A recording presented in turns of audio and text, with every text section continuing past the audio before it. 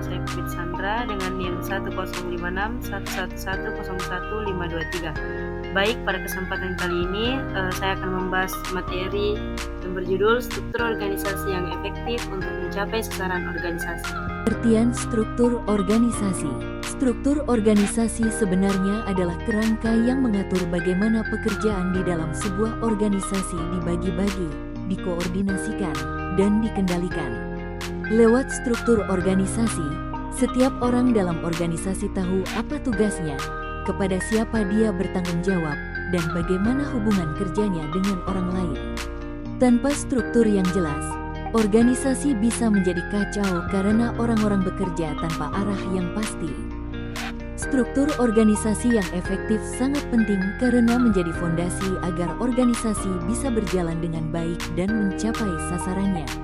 Struktur yang efektif membuat pembagian tugas menjadi jelas, menghindari tumpang tindih pekerjaan, dan memperlancar arus komunikasi. Dengan begitu, keputusan bisa diambil lebih cepat, konflik internal bisa ditekan, dan penggunaan sumber daya menjadi lebih efisien. Ada berbagai bentuk struktur organisasi yang biasa digunakan, tergantung kebutuhan.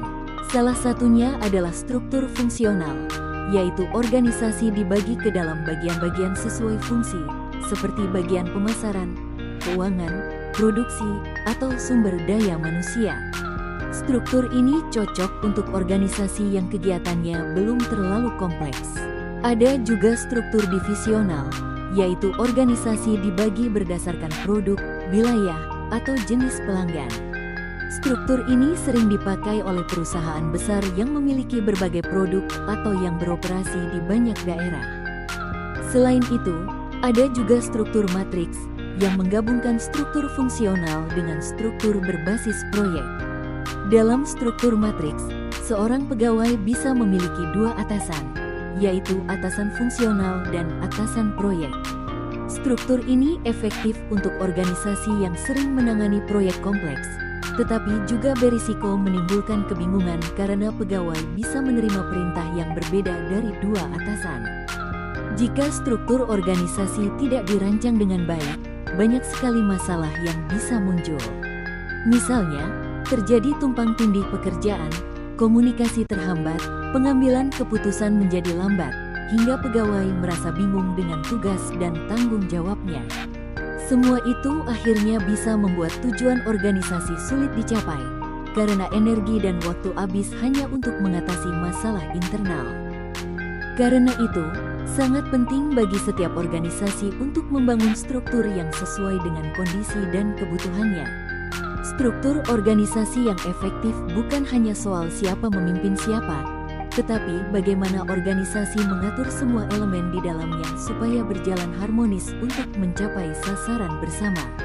Struktur yang tepat akan membantu organisasi lebih cepat beradaptasi, bekerja lebih efisien, dan tentunya mencapai tujuan yang sudah direncanakan.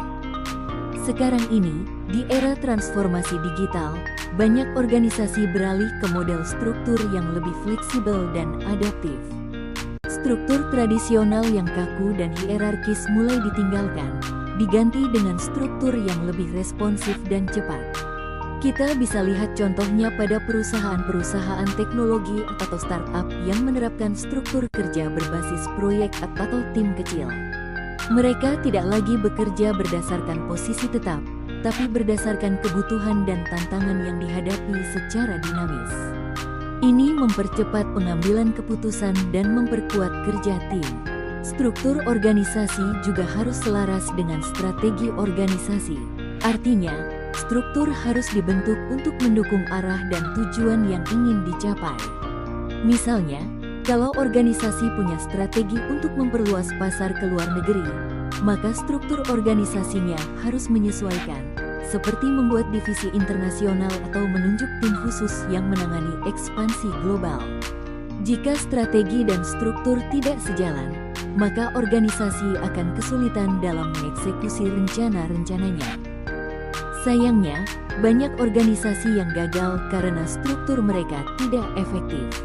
Beberapa masalah yang sering muncul adalah tumpang tindih tugas, kebingungan tentang siapa yang bertanggung jawab atas suatu pekerjaan, komunikasi yang lambat, dan proses pengambilan keputusan yang terlalu panjang. Semua itu bisa menurunkan produktivitas, membuat konflik internal, dan bahkan merusak citra organisasi di mata publik atau pelanggan. Dan demikian penjelasan saya tentang struktur organisasi yang efektif. Semoga bermanfaat dan membantu teman-teman memahami kenapa struktur organisasi itu sangat penting dalam mencapai sasaran organisasi. Wassalamualaikum warahmatullahi wabarakatuh.